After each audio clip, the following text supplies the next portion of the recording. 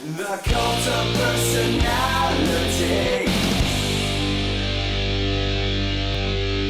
Greetings, every people. This is your cult of personality here, ToonKriticY2K. Toon's the name of my game, and welcome back to Tooned In, where I sell to you 5 reasons why you should watch this show. Now, normally you see me talking about a lot of animated series that you're going to continue, but every once in a while, a live-action series comes along to catch my interest. Today, I bring to you a show that's renewed my love for this franchise and reminded me why I love this series in the first place, Power Rangers.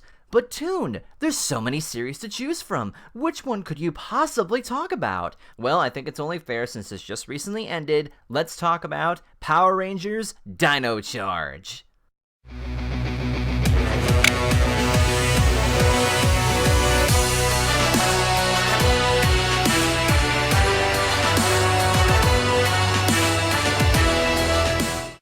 The one big thing that everybody loves about Power Rangers is, of course, the theme song. Go, go, Power Rangers. Yeah, that's been going on since the beginning. And they've mixed up the theme every once in a while, but recently when they brought back Power Rangers for Samurai, they brought back Go Go Power Rangers, but with a rock remix to it. And then they sort of carried it along into Megaforce as well, but Dino Charge, I think, is where it really shines. It's sort of like a tribal remix of it, and it is such a big improvement from the past with Samurai and Megaforce. I've always loved the Power Rangers theme song, so I'm glad that they're still sticking with it. I'm glad that they're still sticking to their roots, because usually that's what works the most. Secondly, the Rangers look like Power Rangers. They don't look like the next season of Dawson's Creek. They don't look like models who are just waiting for a paycheck. These guys look like Power Rangers. All of them have great episodes, and they build off of each other rather well. There's great dynamic and great chemistry between them. I love the dynamic with Chase and Riley, the Green and Black Rangers. They're so much fun to watch, and they're so interesting to see how their personalities develop. I absolutely love Koda. He is such a goofball. He's probably one of my favorite Blue Rangers. I love the personality they gave for him. I thought it would be a little cringy at first, but it really sells. They give reasons behind it, and they make it fit. As a comic relief character, they make him fit in just fine, and they also give him enough believability that he can kick ass as a Power Ranger too. Oh, I absolutely love Shelby too. Fun fact, by the way, this is the first time in Power Rangers history where we have a black Pink Ranger. I don't know why that's never been done before. She fits in really well with the team. She has something to add to it, and it's really nice to see that, because most Pink Rangers are, ha, look at me, I'm the Pink Ranger, you know, all the girls can love me, but no, I like this tomboyish nature to her. I always have a thing for tomboys, so Shelby is easily one of my favorite Pink Rangers. And compared to Troy and Jaden, Tyler as the Red Ranger is 10 times better than those two could ever hope to be on their good day. He's so fun and goofy and handsome, and he's got a great smile, and Power Ranger material here. Yeah, right here. Easily my top 7 favorite Red Rangers. There's new elements introduced too. There's a certain science to how the Rangers get their powers throughout each episode and how they develop further off of that.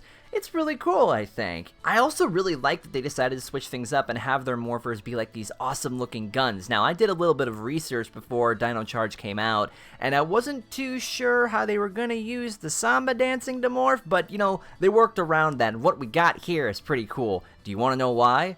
I went out and bought one of these, not the ones you can find in Target or, you know, the ones you can find at Toys R Us. I went into eBay and I found one of the good ones. This is the actual Dino Charge morpher, the Gabu revolver, actually, for all you Sentai fans.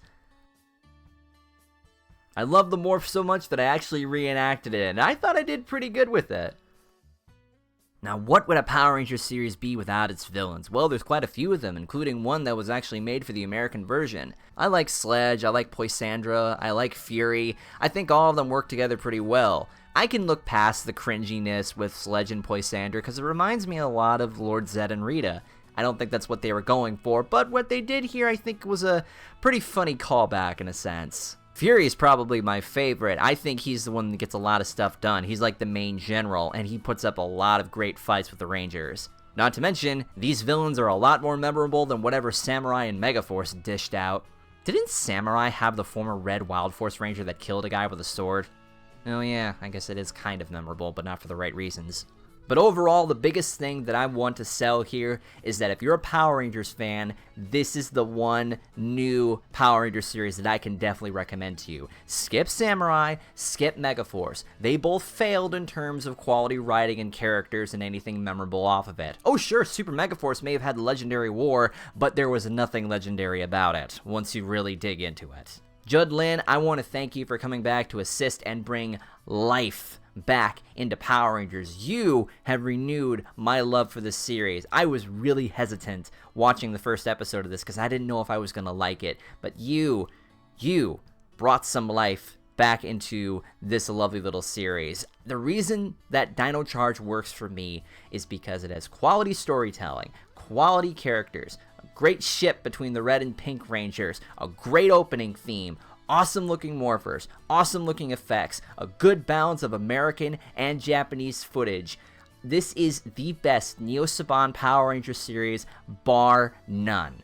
And not to mention, Super Dino Charge is just as good. The only thing that you might find disappointing is that there's no team up. Now that's kind of breaking Power Rangers tradition where the current team teams up with the past team to, you know, take on one of the villains or some other threat, but I don't know how that would have worked. I don't think I would have wanted to see them team up with Megaforce, but I heard that there was something along the lines of Dino Charge meets Dino Thunder meets Mighty Morphin, which would have been cool to see, but I have no idea how they would have pulled that off. While I am sad to see Dino Charge end, and I'm very anxious to see what Ninja Steel is going to do, I am very, very pleased to know that Dino Charge succeeded. This is one of the best Power Rangers series of all time, easily in my top 7 favorite Power Rangers series too. And I'm pretty sure if you're a Power Rangers fan, you will not be disappointed by this.